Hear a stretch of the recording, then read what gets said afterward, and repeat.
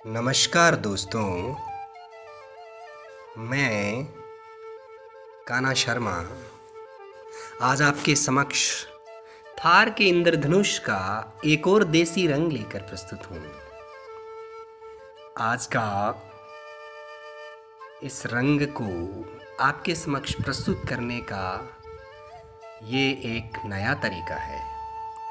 दोस्तों, रेत के समंदर में रहने वाले हम थारियन का अस्तित्व विश्व की विषम परिस्थितियों में से एक है। हमारी वस्तुस्थिति का आलम यह है कि बारिश और शीतलता का इंतजार करता थार तपती रेत और धूल भरी आंधियों में हर वक्त प्रसव पीड़ा का एहसास करता है। हमारे यहाँ सूरज के अपने बिस्तर छोड़ने से पूर्व से लेकर तारों के आगमन तक बिना रुके काम करने वाली डावड़ी जब कोख हरी हो जाती है तब खौफ ज़दा न होकर बड़ी ही सहजता से अपने नए जीवन के आगमन की तैयारी करती है। परिवार में नवंकुर की आशा फूटती है और सबसे पहला कदम तस्दीक करना। हर एक गांव में प्रसव का अनुभव रखने वाली एक महिला होती है जिसे हम स्थानीय भाषा में स्याणी लुगाई कहते हैं, जो एक नज़र भर देखकर असेसमेंट कर लेती है और उसकी असेसमेंट के बाद श्याणी लुगाई की डिक्लेरेशन फुल एंड फाइनल होती है तथा घर के सदस्यों में खुशी की लहर दौड़ जाती है। परंतु परंपराओं और रिवाजों में बंधे सब चमकते चेहरे ऐसे मालूम होते हैं मानो किसी को कुछ पता ही नहीं। यह शुभ समाचार दादाजी के पास भी पहुंचता है, दादी जी के द्वारा। किसी शाब्दिक संचार से नहीं, बल्कि दादी की अनुभवी आंखें दादाजी को सब समझाने के लिए पर्याप्त होती है।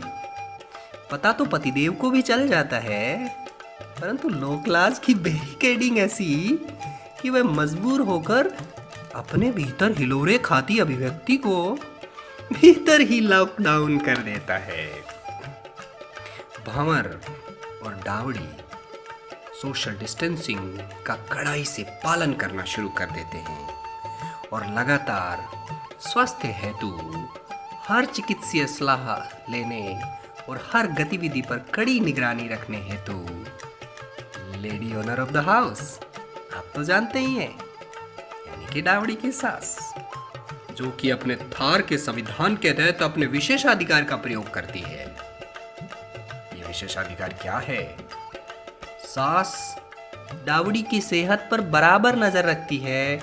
डावड़ी की शारीरिक कमजोरी और दुर्बलता को देखकर चिंतित सास डावड़ी को प्रसव जैसी हार्ड निचोड़ देने वाली एंटरप्राइज हेतु तैयार करती है और प्रसव पूर्व तथा प्रसव पश्चात शरीर की पौष्टिकता और ऊर्जा के संचार हेतु विभिन्न पोषक सामग्रियों के साथ साथ 2 छटांक चिकनास जी हाँ, 2 छटांक चिकनास माने थोड़ा घी जरूर देना चाहती है।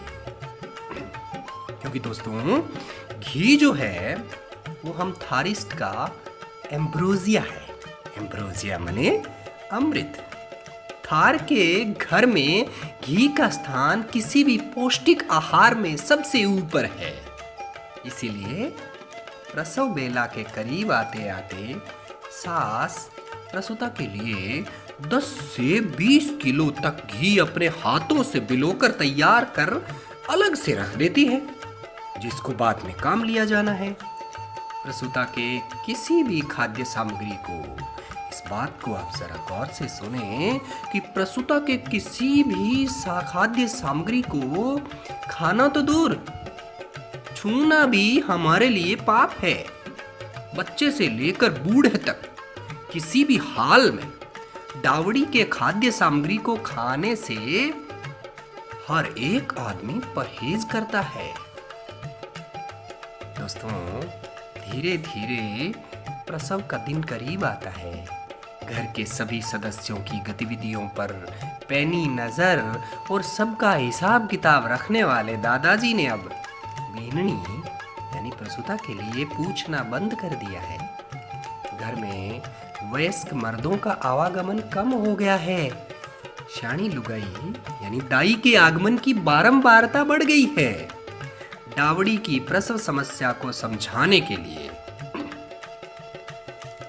एक ही कोडवर्ड इस्तेमाल करके दादाजी को पुकारा जाता है। पता है वो कौन सा कोडवर्ड है? दादा, भाभी की आशंका नहीं, अर्थात भाभी की तबीयत ठीक नहीं है। आमतौर पर घर के किसी सदस्य की तबीयत खराब होने के समाचार से चिंतित होकर सिकुड़ जाने वाले दादाजी की आंखें बरबस फैल जाती है। चिलम के धुएं से पीली पड़ चुकी मूंछें ऐंठती नजर आती है। लटकती चमड़ी की सभी सलवटें एक बार के लिए न जाने कहां गायब हो जाती है तथा एक अति संक्षिप्त परंतु बहुत ही महत्वपूर्ण मौखिक आदेश, छोरा गाडो लेर जा रे, संबंधित सदस्य तुरंत हरकत में आता है और ऊंट गाड़े पर दाई अथवा डॉक्टर को लेकर प्रस्तुत होता है। घर में मर्दों के आवागमन पर अब पूर्ण रोक लग चुकी है। बालकों को बाहर खेलने के लिए कह दिया गया है। जापाड़ी साड़, जी हाँ, प्रसूता गृह को हम यही नाम से पुकारते हैं। जापाड़ी साड़ के द्वार पर कंबल का पर्दा पड़ चुका है। घर में पिन ड्रॉप साइलेंस है। यदा कदा छोटकी भाभी की सरपट गतिविधियां जापाड़ी साड़ से चूल्हे तक और चूल्हे से जापाड़ी साड़ तक। दादाजी की चिंता और प्रसन्नता से मिश्रित एक्साइटमेंट के चलते चिलम के धुएं से पूरा कमरा भर गया है। ढलती रात में ऊँघते सदस्य अचानक चौंक जाते हैं। आंगन में उत्सव के आगमन का संकेत देते शाणी लुगाई के भारी भरकम पंजाब के साथ पाजेब यानी कि पायल की छम छम का मिश्रण ढोल नगाड़े का एहसास देता है और उस खुशी की पूर्व सूचना का लगभग एहसास सभी सदस्यों को हो जाता है। घर के द्वार के करीब जिस स्थान को हम कमड़ा कहते हैं, तो दोस्तों कमड़े पर खड़ा भंवर लपक कर चौकी के पास आ गया है।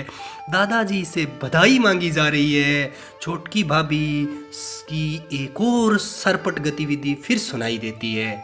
इस बार वो कांसे की थाली लिए छत पर नजर आती है। अपनी 7 भरी की पाजेब निकाल कर थाली पर टंकार करती है। आधी रात को अर्ध निद्रा में, दूसरी तरफ देखिए दोस्तों, आधी रात को अर्ध निद्रा में आंख मसलता हुआ पड़ोसी जो है पास में सो रही अपनी पत्नी से आंखों ही आंखों में सवाल करता है, ये थाली कैसी?